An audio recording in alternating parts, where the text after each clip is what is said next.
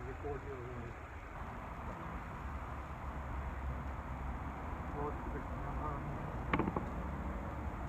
إن الحمد لله نستعينه ونستغفره ونعوذ بالله من شرور أنفسنا من سيئات أعمالنا من يهده فلا مضل له ومن يضلل فلا هادي له ونشهد أن لا إله إلا الله ونشهد أن محمدا رسول الله. All praise is due to Allah, Lord of the heavens and the worlds, to Him we belong and to Him we shall return. So in Islam we have many certain things. We have many certain things that we're not supposed to do, things that are forbidden from us, as well as things that we are required to do, things that are mandatory, things that are fard, as we say. And a very important part of the fard is, or a very big part of Islam, as I should say, are what we call the 5 pillars of Islam. That is prayer, fasting, completing the Hajj, of course believing in Allah subhanahu wa ta'ala, fate, and Zakat. Now in this khutbah I wanted to talk about Zakat because I feel like it's something to talk about. It's the very big economic part of Islam, and I, as someone that is interested in the economy, especially just in like economics, I wanted to talk about it. So in this khutbah I will be talking about Zakat. I'll be talking about a little bit about Zakat, about what it is about, and I also want to talk about why I think it's a very good thing and why it is important for us to follow. So just to repeat, I'll be talking about Zakat. I'll be talking about what it is about, what it is in general, and then I'll also be talking about why it's important, why I personally believe that it's such a important and such a great thing that we have. So without further ado, I'll get right into it. So for the first part is Zakat. Well, what exactly, as I mentioned, it is the pillar of Islam, one of the 5 major pillars of Islam, as I just mentioned before. But what exactly is it? Now, a really easy way how we all put it is that Zakat is a tax for Muslims. It's basically where we're required to take a certain amount of money from ourselves, from our earnings, and donate it or give it away. But what exactly, how much needs to be taken away, what are the requirements, and who is it given to? So for Zakat, it's been calculated by many scholars that you pay roughly 2.5% of your wealth. Just 2.5% of your wealth should be paid in Zakat every single year. When you think about it, that's not really a lot of money. That's like if I had $100, I'm only giving $2.50 of it. Really, it's not that big of a deal. But on the top of that, there has to be a minimum wealth amount called the nisab. Now, of course, the nisab is important because not everyone, in a sense, with Zakat, the requirement for you to have to pay Zakat, you have to have a minimum requirement, in a sense, so that you wouldn't,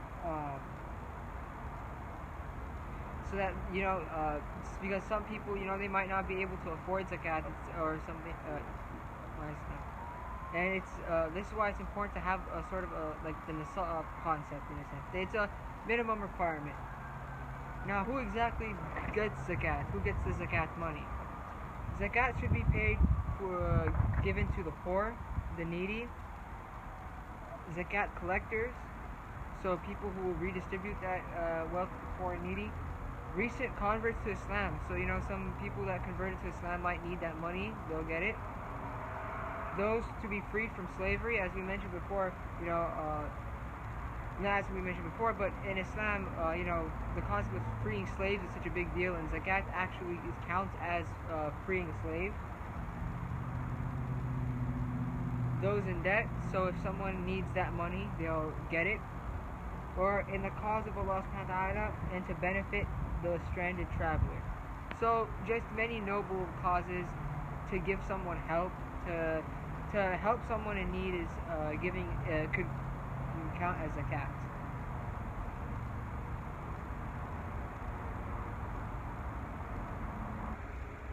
And now I want to talk about why I believe that Zakat is very important, why I think it's a very important thing, why I believe that Zakat is important.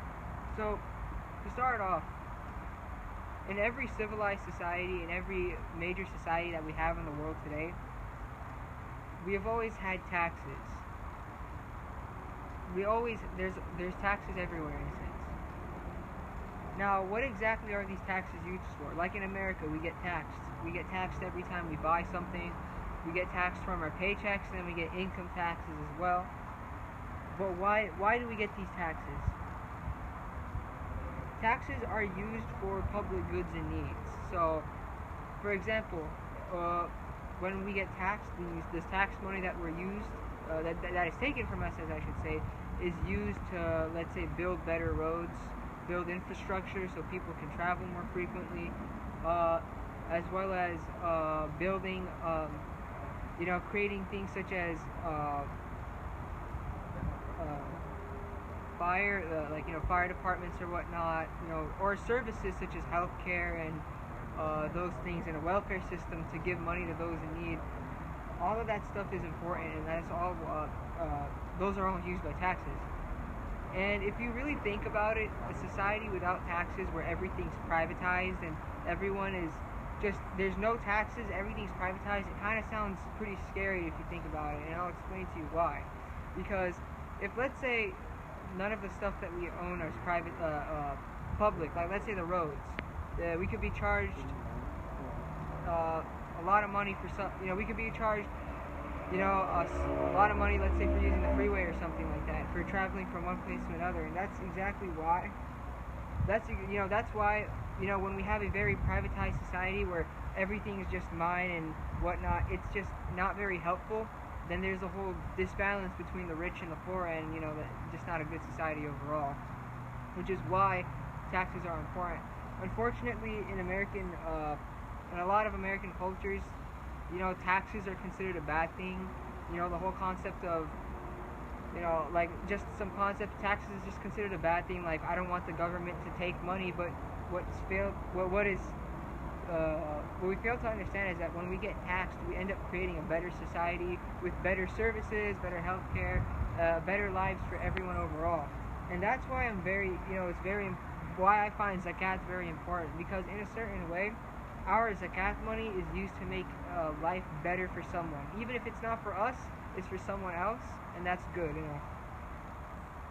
Because in America today, our capitalistic society, the way that we have it, it's very self-centered and very focused on the now instead of the future, if you think about it. And if you notice why prices are, for example, for housing is getting higher, prices for certain things is just going up and up and up, it's because in the past they didn't really invest into our generation, our time, and it's continuously going. It's just spending now and spending on yourself instead of spending on what's best for the society. And that's a big problem that a lot of people have with America today, how we don't have a solid healthcare system, how we don't have a certain thing, because of the fact of how society is, in a sense. How it's very self-centered, and if you look about it, how the rich are just getting richer and richer and richer, and how the poor are getting, poverty rate is increasing as well, and the poor is getting poorer. And we notice how this sort of, this culture that we have, this economic culture in America, we notice how, people want to hold on to their money, especially, or hold on to things they don't need, which should be used to be spent which should be spent on other people. And we really saw this last week with the whole thing, if you know about the stock market, with the whole thing about how these rich billionaires were getting so afraid of losing millions of dollars going to the public and going to normal people that they shut down the stock market for a bit, because they were just so afraid of losing money that they didn't need, that was going to go to people who could have used it a lot more. And it's a really sad thing in how America is today. How our system and our economy today is just really just heavily favors the rich. The rich don't really, and even in our society today, they don't believe in taxing the rich because of their beliefs. They believe that it's gonna cause more jobs, but as we all know, it's not really working out. And there needs to be a change in the economy, which is why I love Zakat so much. You might be wondering why I brought in the American economy to Zakat, but that's the entire point, is that with Zakat, there's less, the poor have it, we make life easy for those who need it, in a sense. We make it easier for them to retain those sources. We give the poor the money that they need.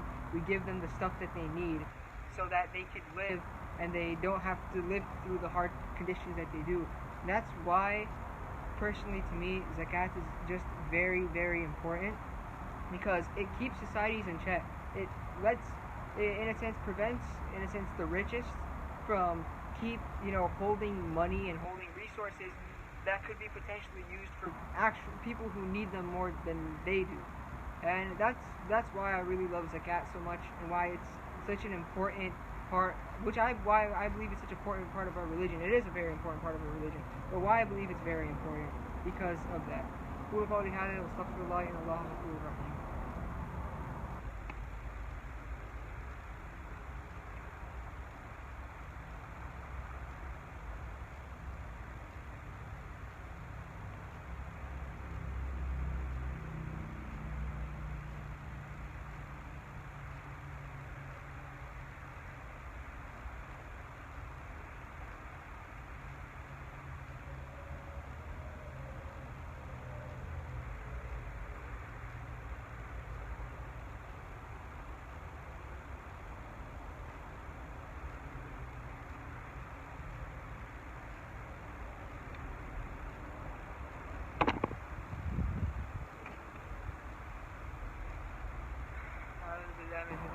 بسم الله الرحمن الرحيم رب اشرح لي صدري ويسر لي أمري واحلل عقدة من لساني يفقهوا قولي.